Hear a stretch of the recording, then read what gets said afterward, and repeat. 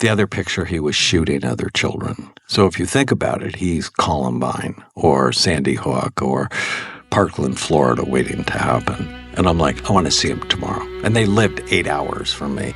So they brought him to me. I'm like, buddy, what's going on? And he's like, Uncle Danny, I'm just mad all the time. I'm like, is anybody hurting you? No. Is anybody teasing you? No. Is anybody touching you in places that shouldn't be touching you? No. And 999 child psychiatrists out of 1,000 would put him on medicine and therapy.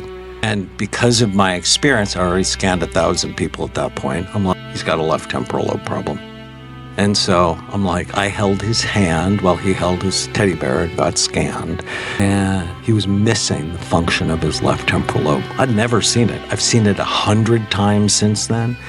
Turned out he had a cyst the size of a golf ball occupied the space of his left temporal lobe. And I told his pediatrician, I said, you find somebody to take it out, because he wasn't in my neighborhood. And he talked to 3 neurologists. All of them said they wouldn't touch the cyst until he had real symptoms. At which point I lost my mind and I start screaming at the pediatrician. I have a homicidal, suicidal child who attacks people for no reason. What do you mean real symptoms? And he got anxious and he said, I think they mean like seizures or he loses consciousness. I'm like, serious?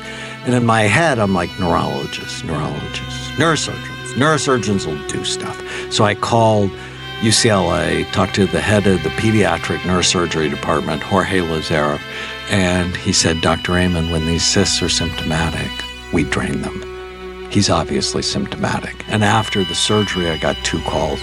One from my sister-in-law who said the surgery went really well, and when Andrew woke up, he smiled at her.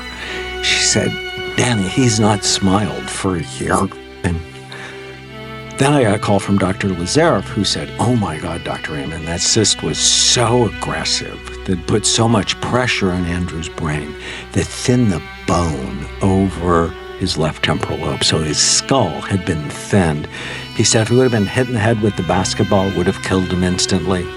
Either way, would have been dead in 6 months. That's an amazing story. What's so interesting is the idea that our personalities are not static, that something amiss with the brain could completely change a person's outlook on life, how they show up in the world, the thoughts that they're entertaining. And in the case of that example, not a simple procedure, but a procedure could completely change that. Good or bad, right? It can go the other way. But after Andrew, and you know, it's now 29 years later, Andrew's married, has 2 children, has his own business. I mean, he's normal.